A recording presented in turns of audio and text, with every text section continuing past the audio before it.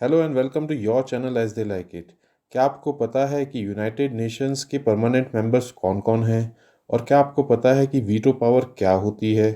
और क्या आपको पता है कि यूनाइटेड नेशन जनरल असेंबली ने अडॉप्ट किया है एक रेजोल्यूशन रिसेंटली, जिसमें कहा गया है कि सिक्योरिटी काउंसिल के परमानेंट मेंबर्स को अपनी वीटो को जस्टिफाई करना होगा।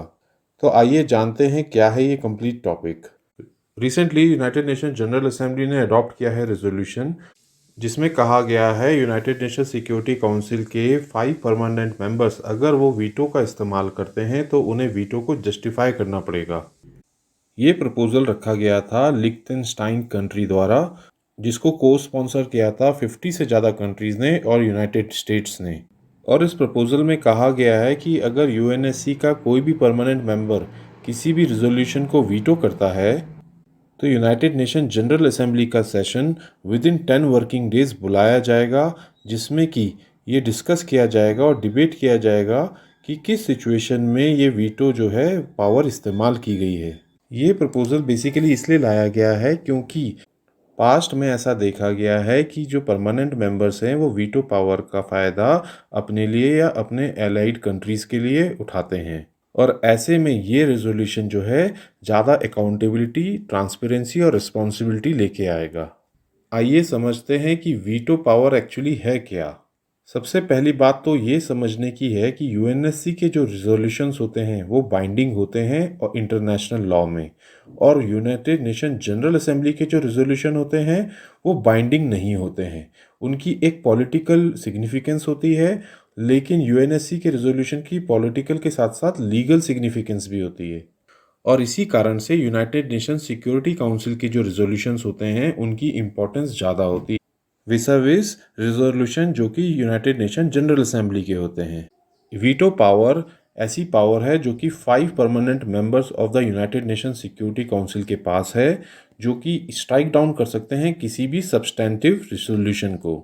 वीटो पावर ओरिजिनेट करती है from the article 27 of the United nation charter, जिसमें कहा गया है यूनाइटेड नेशन सिक्योरिटी काउंसिल के हर मेंबर के पास एक वोट होगा। जहाँ तक प्रोसीजरल मैटर्स की बात है वहाँ पे यूएनएससी के जो डिसीजन होगा वो एफर्मेटिव वोट्स ऑफ 9 मेंबर से पास माना जाएगा, और बाकी सभी मैटर्स पे other than procedural matters decision of the UNSC will be taken on the basis of affirmative vote of 9 members plus conquering votes of the permanent members. कहने का मतलब ये है कि अगर तो है प्रोसीजरल मैटर तब तो 9 मेंबर्स का अफर्मेटिव वोट से वो पास हो जाएगा, लेकिन अगर प्रोसीजरल मैटर के अलावा कोई भी और मैटर है तब भी 9 वोट्स चाहिए, लेकिन परमानेंट मेंबर्स के कॉन्करिंग वोट्स भी चाहिए।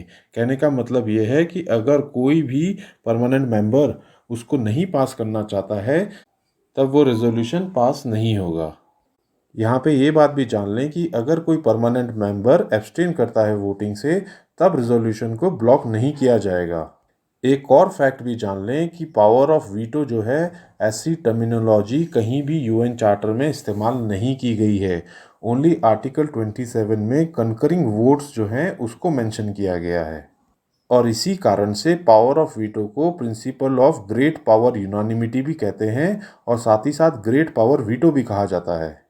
For example Ukraine Russia conflict में यूएनएससी ने कई बार रिजोल्यूशन को अडॉप्ट करना चाहा, बट रशिया ने अपनी पावर ऑफ वीटो इस्तेमाल करके वो रिजोल्यूशन कभी भी पास नहीं होने दिया।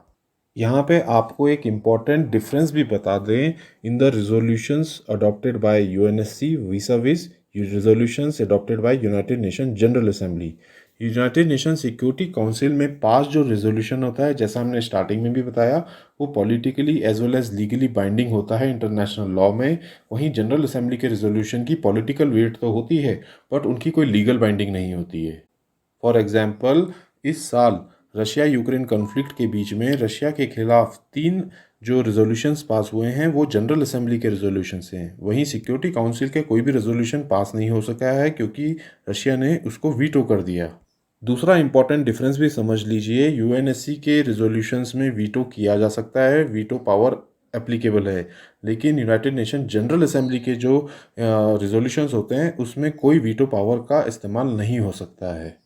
तो दोस्तों ये थी हमारी coverage regarding United Nations veto power, जो कि आपके एग्ज़ाम्स में पूछी जा सकती है। और अब इसका बार जो है काफ़ी रेज़ कर दिया गया है, जहाँ पे कि जो भी नेशन इसकी वीटो पावर इस्तेमाल करेगा उसको यूनाइटेड नेशन जनरल असेंबली में उस पावर को डिबेट भी किया जाएगा और उसके डिसीजन को उसे जस्टिफाई भी करना पड़ेगा। अगर ये वीडियो आपको पसंद आई है तो हमारे चैनल को लाइक एंड सब्सक्राइब करें। वहीं इंस्टाग्राम और टेलीग्राम से जुड़ें for free PDF and free notes. Thank you.